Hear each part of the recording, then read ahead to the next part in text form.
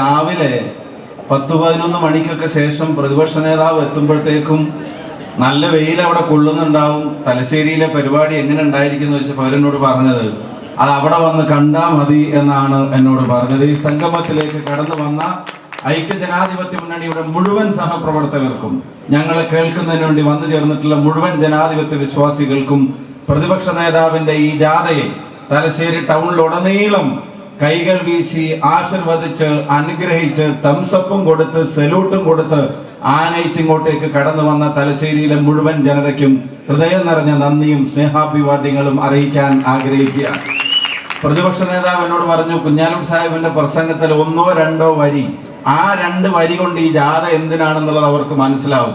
കണ്ടറിയാത്തവൻ കൊണ്ടറിയുമെന്ന് പറഞ്ഞത് 26-ൽ അത് യാഥാർത്ഥ്യമാകാൻ പോകുന്നു. 25-ൽ അതിന്റെ ട്രെയിലർ നമ്മൾ കണ്ടു.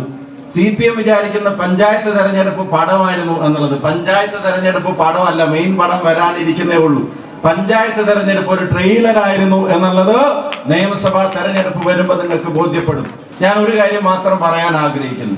ഈ ജാഥ എന്തിനു വേണ്ടിയാണ് എന്നുള്ളത് ഇന്ന് കാലത്ത് ഒരിക്കൽ കൂടി ബോധ്യപ്പെട്ട കുറച്ച് മണിക്കൂറുകളാണ് കടന്നുപോയത്. ഞങ്ങൾ ഇന്ന് കാലത്ത് തലശ്ശേരിയിലെ ഗസ്റ്റ് ഹൗസിൽ ഉണ്ടായിരുന്നു. തലശ്ശേരിയിൽ 100 കണക്കിന് ആളുകൾ വന്നു. ആ 100 കണക്കിന് ആളുകൾ വന്ന് അവരവിടെ പറഞ്ഞു വെച്ച വിഷയങ്ങൾ ഓരോന്നും ഒരു ജനത അനുഭവിക്കുന്ന പ്രയാസങ്ങൾ എന്തൊക്കെയാണ് എന്നുള്ളത് പ്രതിപക്ഷ നേതാവിന്റെ മുമ്പിൽ എഴുതിയും പറഞ്ഞും ആ മണിക്കൂറുകൾ അങ്ങനെയാണ് കടന്നുപോയത്. ഓർഫനേജിൽ കഴിയുന്ന പാവപ്പെട്ട അമ്മമാരുടെ പെൻഷൻ തൊട്ട് മൈസൂർ തലശ്ശേരി റെയിൽപാത വരെയുള്ള കാര്യങ്ങളിൽ ഒരു ഗവൺമെന്റിന്റെ ഇടപെടൽ ഉണ്ടായിരിക്കണം എന്നുള്ളതാണ് അവിടുത്തെ ജനങ്ങൾ ഓരോരുത്തരും അവിടെ വന്ന് പറഞ്ഞത്.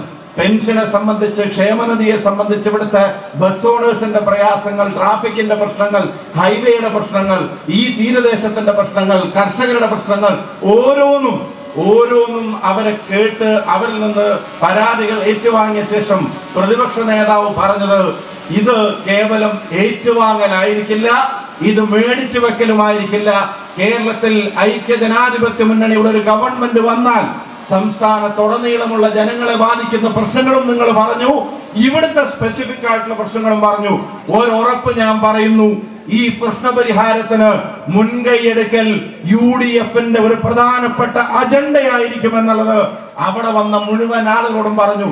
ഒരു വാചകം കൂടെ ചേർത്ത് പറഞ്ഞു, സർവപ്രതാപവും ഉണ്ടായിരുന്ന തലശ്ശേരി നഗരത്തെ, ഈ പ്രദേശത്തെ, ഈ മലബാറിന്റെ ഈ പ്രദേശത്തിന്റെ ഹെഡ്ക്വാർട്ടേഴ്സ് ആയിരുന്ന ഒരു സ്ഥലത്തെ അതിന്റെ പ്രതാപത്തിലേക്ക് മടക്കി കൊണ്ടുവരാനുള്ള ആൾട്ടർനേറ്റീവ് പ്ലാൻ അത് UDFന് ഉണ്ടായിരിക്കും എന്നുള്ളത് ആ യോഗത്തിൽ പറഞ്ഞു വെച്ചിട്ടാണ് പ്രതിപക്ഷ നേതാവും അതുപോലെ തന്നെ കുഞ്ഞാലിക്കുട്ടി സാഹിബ് ഉൾപ്പെടെയുള്ള നേതാക്കന്മാർ ഇപ്പോ നിങ്ങളെ കണ്ട് നേരിൽ സംസാരിക്കാൻ വേണ്ടി വരുന്നത്.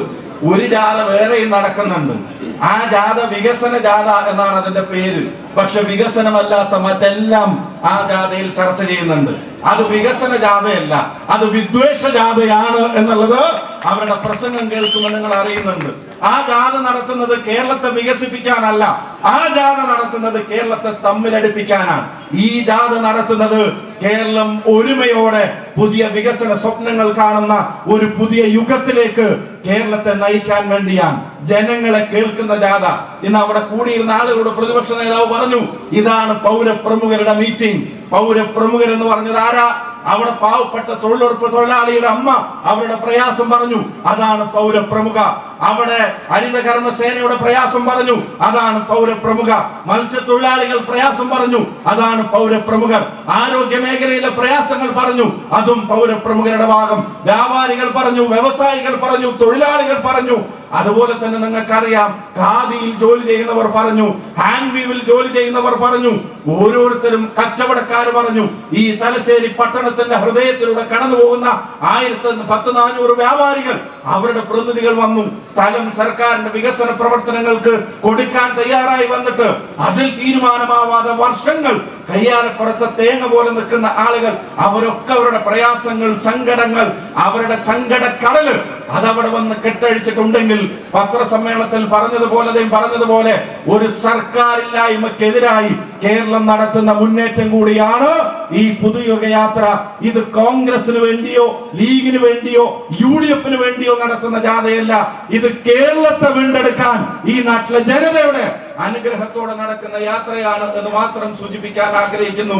എന്നെ കേൾക്കുന്ന CPM-ന്റെ നല്ലവരായ സഹപ്രവർത്തകർ അവരാരെങ്കിലും ഉണ്ടെങ്കിൽ അവരവരുടെ പാർട്ടിയെ കുറിച്ച് ആലോചിക്കട്ടെ.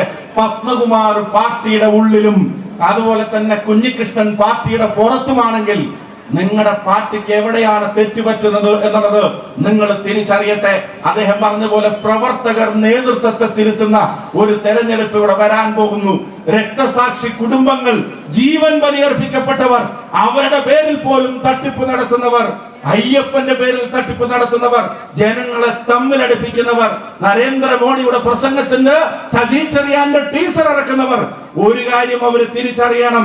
ഏതാണ് പുറത്തു കയറിയിരിക്കുന്നവരെയും വലിച്ചു താഴെയിടാനുള്ള ശക്തി ഈ നാട്ടിലെ ജനങ്ങൾക്കുണ്ട് എന്നുള്ളത് അത് ബോധ്യപ്പെടുത്തുന്ന ഒരു തെരഞ്ഞെടുപ്പാണ് പഞ്ചായത്ത് തെരഞ്ഞെടുപ്പ്.